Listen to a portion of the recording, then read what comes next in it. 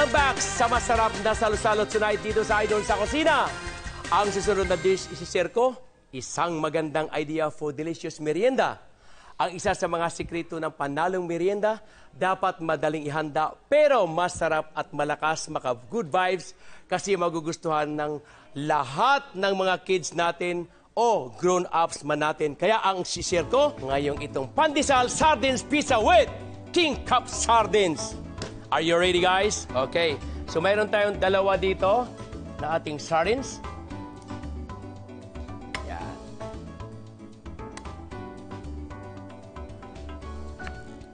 Ayan.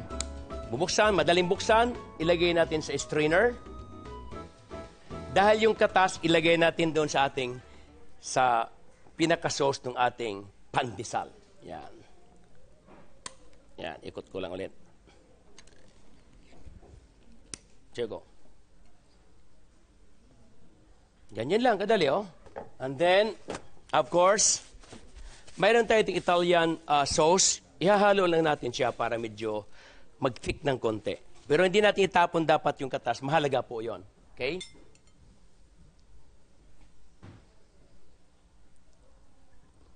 O, dyan lang muna siya.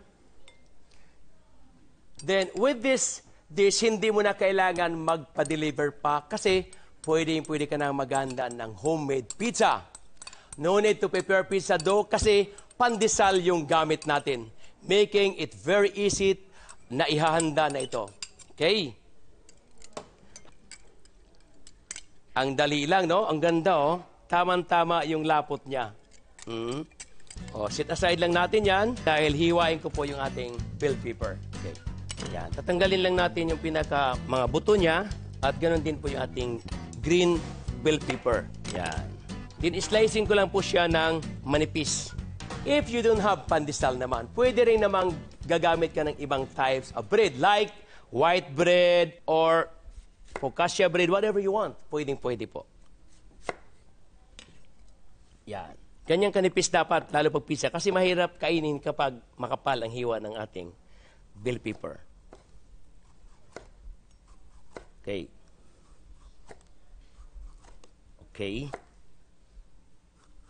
Maganda itong ating sweet bell pepper kasi po, pag malalaki, malambot. Kapag maliliit, makunat po. So, lagi nating tandaan, pag pizza, more on pizza, dapat sweet bell peppers ang bibilihin natin. Kasi sa mga bata, lalo pag kinain mo, pag matigas, parang ayaw nila kasi matigas po. Then, the onions. Yan. Tapos, ihiwalay-hiwalay natin. I have my cheese. Mas masarap kung mayroon kang mozzarella, then easy to melt na cheese naman po. Okay. Then, mayroon akong pandesal dito. Kapag ganito, gusto mong hatiin, dapat bawasan mo muna rito. Kasi pag pinatong mo dyan sa frying pan, masusunog kagad kasi may crumbs. So, technique po yan, no? Ayan, katulad niya, no? Bago mo hatiin. Oh, di ba? Ang ganda. Pantay siya. Hindi yung gumaganong-ganon. Ang ginagawa ko, cheese muna. Konti. Bago yung, para kapit na kapit. Ngayon, lagyan natin yung sauce ng ating sardines, yung King Cup sardines. Siyempre, kakaiba rin ang lasa nitong pizza na ito kasi we are using King Cup sardines. So exciting ang lasa niya talaga. Grabe. Alam ko natatakam ang lahat eh. Plus, affordable ang convenience siya ihahanda. You just open a can of King Cup sardines, then you have a good merienda in minutes. Diba? Ganun lang kabilis. Now, ilagay natin po ang ating lahat ng ating gulay. Try Mitchell. Lagyan ulit natin ng cheese. So, red and green bell pepper. Then, the onion. Lagyan natin ng basil. Ngayon po, lagyan ko ulit ng cheese at bago ko ilagay yung sardines para hindi siya mahulog. Pasok na pasok itong King Cup sardines sa family kasi mayroong 6 to 8 pieces of fish per can. Firm and meaty rin ang textures ng fish kaya masarap kainin. At ang maganda dito, affordable ang price niya at $13.75 SRP in supermarkets.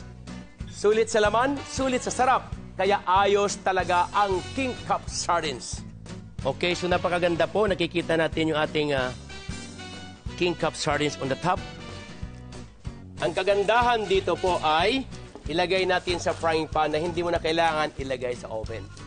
Then last minute, drizzle natin ng olive oil. Yes. Takpan natin. In a few minutes, meron na tayong pandesal pizza. This one is okay. Napita mo yun. Nagme-melt na po.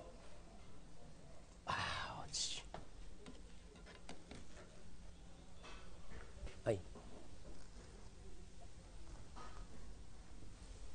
Look at that. Nagme-melt na po.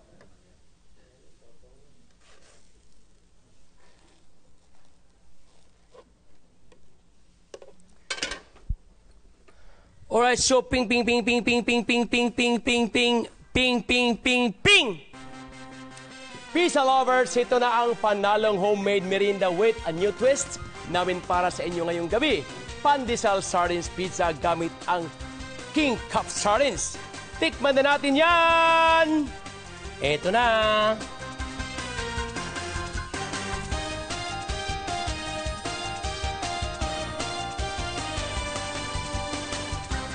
Ang sarap, crunchy, and then pag kinain mo yung sardines, yung King Cup Sardines natin, hindi mahirap kainin kasi malambot, buo, ando yung kanyang lasa, yung cheese nagme-melt, perfect na combination ang lahat ng ating pandesal pizza.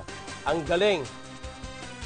Siguradong gaganda ang araw kapag may masarap na merienda, gaya nitong pandesal sardines pizza natin, na binibigyan natin ng panalong twist with King Cup Sardines. Sulit sa laman, sulit sa sarap. Ayos! Ituloy lang natin ang masarap na kainan tonight sa pagbabalik ng Idol sa Kusina!